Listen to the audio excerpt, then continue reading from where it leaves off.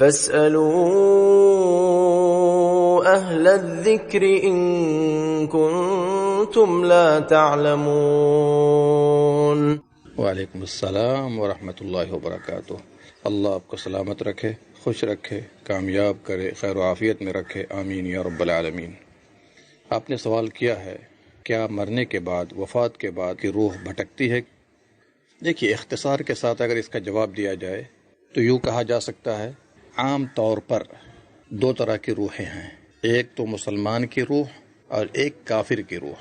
مسلمان کی روح کا ٹھکانہ علیین ہے اور علیین جنت ہی میں ہے، اور کافر کی روح کا ٹھکانہ سجین ہے جو کہ ساتوں زمین کے نیچے ہے۔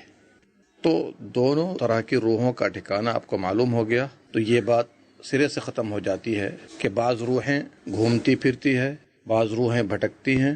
یہ سب لوگوں کے اپنے بنائے ہوئے افکار و عقائد ہیں، لیکن میں چاہتا ہوں کہ اس کا جواب ذرا تفصیل سے دوں تاکہ یہ معلوم ہو جائے تفصیلاً روحوں کا ٹھکانہ، روحوں کا مرکز کہاں ہے۔ یہ بات تو سارے مسلمان جانتے ہیں کہ جب انسان مر جاتا ہے، چاہے مسلم ہو یا کافر ہو، فاسق ہو یا فاجر ہو، تو روح نکل کر نیک لوگوں کی آسمان کی طرف جاتی ہے اور اس کے لیے آسمان کے دروازے کھول دیے جاتے ہیں۔ کافروں کی روحیں بھی نکل کر کے آسمان کی طرف جاتی ہیں، لیکن آسمان کے دروازے ان کے لیے کھولے نہیں جاتے ہیں، تو زمین کے دروازے کی طرف آتی ہیں، یہاں تک کہ مردے کو قبر میں دفن کر دیا جاتا ہے۔ اس کے بعد منکر نکیر آتے ہیں، جیسا کہ حدیث میں تفصیل موجود ہے، ان سے سوال جواب ہوتا ہے اور مومن اپنے سوالوں کے جواب میں کامیاب ہو جاتا ہے، کافر سوالوں کے جواب میں ناکام ہوتا ہے۔ تو اس کے بعد مومن کے ساتھ نعمتوں کا سلسلہ ہوتا ہے، کافر کے ساتھ عذاب کا اور سزا کا سلسلہ شروع ہو جاتا ہے۔ اس کے بعد روحوں کے ٹھکانے مختلف ہیں، جس طرح دنیا میں روحیں مختلف ہیں، ان کے ایمان و عمل مختلف ہیں، اسی طرح برزخ میں وفات کے بعد ان کے روحوں کا ٹھکانہ مختلف ہے۔ سب سے پاک، صاف، شفاف روح انبیاء علیہ السلام کی ہے، اور ان کے روح یا ان کی روحیں اعلیٰ علیین میں ہیں، مع الرفیق الاعلیٰ، رفیق اعلیٰ کے ساتھ ہیں۔ رفیق اعلیٰ کون ہے؟ انبیاء، صدیقین، شہداء اور نیکوکار کو رفیق اعلیٰ کہا جاتا ہے۔ اسی لیے نبی صلی اللہ علیہ وسلم نے وفات کے وقت میں کہا تھا، اللہم الحقنی بالرفیق الاعلیٰ، اللہم الرفیق الاعلیٰ، اس طرح کے الفاظ وارد ہے صحیح بخاری کے اندر۔ یہ بھی یاد رکھیے کہ یہ اعلیٰ علیین میں تو ہیں انبیاء اور ان کی روحیں، لیکن ان کے درجات بھی مختلف ہیں۔ سب سے بڑا درجہ، سب سے عظیم درجہ نبی صلی اللہ علیہ وسلم کا ہے، ان کی روح کا ہے۔ اس کے بعد انبیاء مختلف ہیں، پھر ابراہیم علیہ السلام کا ہے، پھر اس کے بعد موسیٰ علیہ السلام کا، وغیرہ وغیرہ۔ آئیے دوسرے نمبر پر ہم آتے ہیں شہداء کی روحیں۔ شہداء بھی مختلف ہیں، اور علماء پر بھی شہداء کا اطلاق ہوتا ہے، اس لیے کہ یہ سب اللہ رب العالمین کی وحدانیت کی گواہی دیتے ہیں۔ سورہ آل عمران آیت نمبر 18 کھولیے، شہد اللہ انہ لا الہ الا ھو والملائکۃ واولو العلم قائما بالقسط۔ اور شہداء کا اطلاق جو معرکہ میں قتل کر دیے جاتے ہیں، جنگ میں قتل کر دیے جاتے ہیں، ان کو بھی شہید کہا جاتا ہے۔ ان کے بارے میں قرآن نے کہا، احیاء عند ربہم یرزقون، اپنے رب کے پاس زندہ ہیں اور انہیں روزی مل رہی ہے۔ سورہ آل عمران آیت نمبر 169۔ اس آیت کی تفسیر میں صحیح مسلم کے اندر وارد ہے، نبی صلی اللہ علیہ وسلم نے فرمایا، شہداء کی روحیں سبز پرندوں کے جوف میں یعنی پیٹ میں ہوں گی اور قندیل سے لٹک رہی ہوں گی، اور یہ قندیل میں ہوں گی اور قندیل عرش سے لٹک رہے ہوں گے۔ وہ گھوم گھوم کر جنت میں کھاتے ہیں، پھر اس کے بعد ان قنادیل کی طرف، ان قندیل کی طرف پناہ لیتے ہیں، واپس آ جاتے ہیں۔ اللہ رب العالمین ان کو دیکھتے ہوئے سوال کرتا ہے، هل تشتهون شیئا، تمہیں کسی اور چیز کی خواہش ہے؟ تو شہداء کہتے ہیں، یا رب نرید ان ترد ارواحنا فی اجسادنا، اے رب ہماری روحوں کو ہمارے جسم میں لوٹا دے، حتی نقتل فی سبیلک مرۃ اخری، تاکہ دوسری مرتبہ تیری راہ میں شہید کیے جائیں، چونکہ بڑا مقام ہے اللہ کے نزدیک۔ تو یہ معاملہ کچھ شہیدوں کے ساتھ ہے، تمام کے ساتھ نہیں ہے۔ شہداء کی بعض قسمیں ایسی بھی ہیں جن کی روح کو جنت میں داخلے سے روک دیا جاتا ہے۔ کیوں؟ اس لیے کہ شہادت تو انہوں نے پا لی، لیکن ان پر قرض تھا۔ یہ روایت مسلم کے اندر ہے۔ کچھ شہید ایسے بھی ہیں جن کی روح کو قبر میں روک دیا جاتا ہے۔ کیوں؟ اس لیے کہ مال غنیمت میں انہوں نے خیانت کی، جیسا کہ احادیث کے اندر تفصیل موجود ہے۔ کچھ شہید ایسے بھی ہیں جن کا ٹھکانہ باب جنت ہے، جنت کا دروازہ ہے۔ مسند امام احمد میں عبداللہ ابن عباس رضی اللہ عنہ کی روایت ہے، نبی صلی اللہ علیہ وسلم نے فرمایا، شہداء جنت کے دروازے پر بارق نہر پر ہیں۔ بارق، برق کہتے چمکنے کو، یعنی نہر کی جگہ چمک رہی ہوگی، اس بنا پر اس کو بارق کہا جاتا ہے۔ سبز قبے میں ہوں گے، ان کے پاس جنت سے روزی آ رہی ہوگی صبح و شام۔ یہ روایت مسند امام احمد میں ہے، علامہ البانی نے حسن قرار دیا ہے۔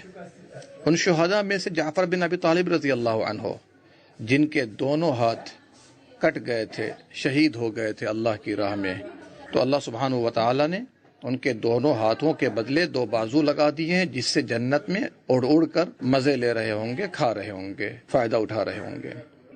تو یہ چند شکلیں ہیں شہداء کی، جن کی روحوں کا ٹھکانہ ہم نے آپ کو بتا دیا۔ اب آئیے عام اہل ایمان کی روح، ان کی روحوں کا ٹھکانہ کیا ہے وفات کے بعد؟ نبی صلی اللہ علیہ وسلم نے فرمایا، پرندے کی شکل میں جنت کے درختوں میں معلق رہے گی، یہاں تک کہ قیامت کے روز جسم میں لوٹا دیا جائے گا۔ ٹھیک ہے نا؟ تو شہداء جنت میں گھوم گھوم کے کھاتے ہیں، ان کی روحیں کھاتی ہیں، لیکن عام اہل ایمان جنت کے درختوں میں ان کو معلق کر دیا جاتا ہے، لٹکا دیا جاتا ہے، یہاں تک کہ قیامت کے روز جسم میں لوٹا دیا جائے گا، اور اللہ تعالیٰ ان کی روحوں کو روزی دیتا رہتا ہے۔ اسی طریقے سے نافرمانوں کا، جو مسلمان ہیں، کافر نہیں ہیں لیکن نافرمان ہیں، اگر اللہ ان کے گناہوں کو بخش دے تو وہ بھی جنت میں داخل ہو جاتے ہیں عام اہل ایمان کی طرح۔ لیکن اگر عذاب دیا جائے گا تو ان میں سے کچھ ایسے بھی ہوں گے جو جھوٹ بولتے تھے، اور ان کا جھوٹ آفاق میں پہنچ جاتا ہے۔ ایک لوہا ہوگا جس کا سر مڑا ہوگا اور اس پر گوشت لٹکایا جاتا ہے، اس انداز کا ہوگا، ہونٹ کے دائیں حصے سے گدی تک کاٹ دیا جاتا ہے، پھر بائیں حصے میں اسی طرح کیا جاتا ہے، آنکھ سے کاٹا جاتا ہے گدی تک، ناک سے گدی تک، اور یہ سلسلہ جاری رہے گا قیامت کے دن تک۔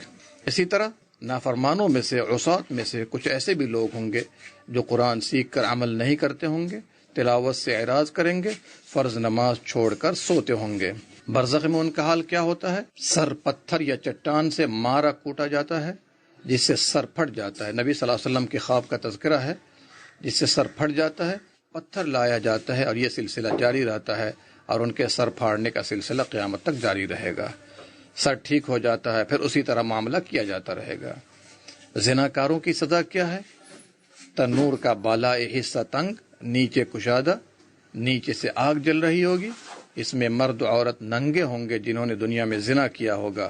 جب آگ کے شعلے ان سے قریب آتے تو یہ لوگ تنور کے بالائے حصے تک بلند ہو جاتے، پہنچ جاتے، قریب ہوتا کہ نکل جاتے، لیکن جب شعلہ ساکن ہو جاتا، ذرا سا سرد پڑ جاتا، پھر وہ نیچے سب کے سب پہنچ جاتے ہیں، اور یہ سلسلہ جاری ہے، عذاب کا سلسلہ قیامت تک رہے گا۔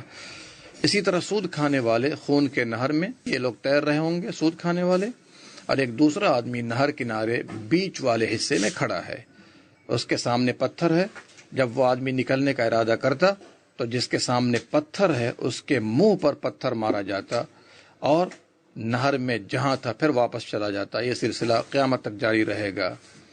جو لوگ پیشاب کے چھینٹے سے نہیں بچتے ہیں، چغل خوری کرتے ہیں، انہیں بھی عذاب قبر دی جانے والی حدیث بخاری اور مسلم کے اندر موجود ہے۔ تو یہ نافرمانوں کی روحوں کا حال ہم نے بتا دیا آپ کو۔ اب آئیے کفار کی روحیں۔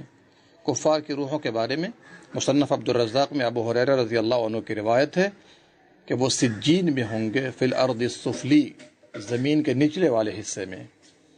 اسی طریقے سے مسلمان بچوں کی روح کہاں ہوگی؟ ابراہیم اور سارہ علیہم السلام کی کفالت میں، اور سب سے بہترین کفالت ان کی ہوگی۔ مشرکین کے بچوں کے روح کا ٹھکانہ کہاں ہے؟ اس سلسلے میں علماء نے کلام کیا ہے۔ صحیح بات یہ ہے کہ انشاءاللہ وہ بھی جنت میں ہیں، چونکہ اللہ نے فرمایا وَمَا كُنَّا مُعَذِّبِينَ حَتَّى نَبْعَثَ رَسُولًا، ہم کسی کو عذاب نہیں دیتے یہاں تک کہ رسول بھیج دیں۔ تو مجموعی طور پر ہم نے قدر تفصیل سے روحوں کا ٹھکانہ بتلا دیا۔ اس سے واضح ہو گیا ہوگا کہ کوئی بھی روح ان اقسام سے باہر نہیں ہے۔ ٹوٹل 11 قسم کی روحیں آپ کے سامنے پیش کی گئی ہیں۔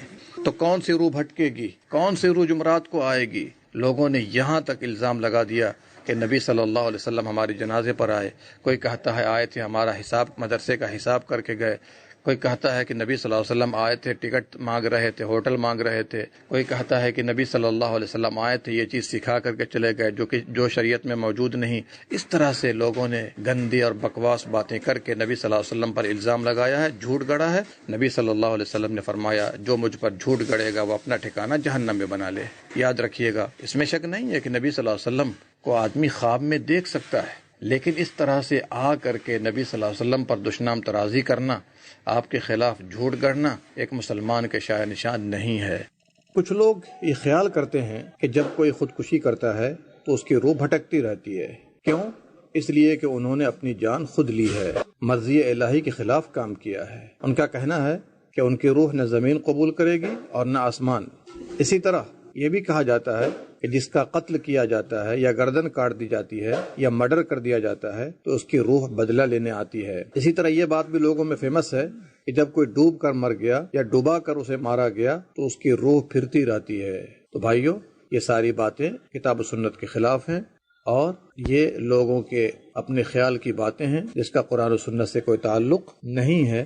یہ خودکشی کرنے والے، ڈوب کر مرنے والے، جل کر مرنے والے غلطی پر ہیں، انہوں نے غلطی کی ہے لیکن کفر نہیں ہے، یہ نافرمانوں کے اندر داخل ہے جس کا تذکرہ آپ کے سامنے کیا گیا ہے۔ اور میں آپ کو یہ بھی بتاتا چلوں کہ یہ جو عقیدہ ہے بھٹکنے والا اور آنے والا جانے والا، یہ ہندوؤں سے لوگوں نے لیا ہے۔ لوگوں کے یہاں آواگمن کا عقیدہ ہے، آواگمن ان کے یہاں عقیدہ ہے کہ جب نیک لوگ مر جاتے ہیں روح واپس آتی ہے، نیک لوگوں میں داخل ہو جاتی ہے، اور جب برے لوگ مر جاتے ہیں ان کی بھی روح آتی ہے، گھومتی ہے، واپس نہیں جاتی اور جانوروں میں داخل ہو جاتی ہے۔ تو یہ گھومنے اور آنے کا جو عقیدہ ہے روحوں کا، یہ لوگوں نے ہندو سے لیا ہے۔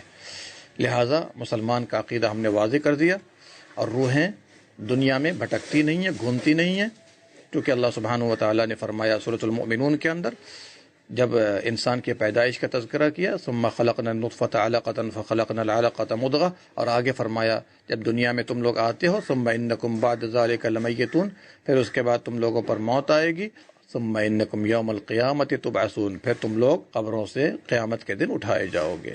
تو ظاہر سی بات، اٹھایا جانا روح اور جسم دونوں کے ساتھ ہوگا۔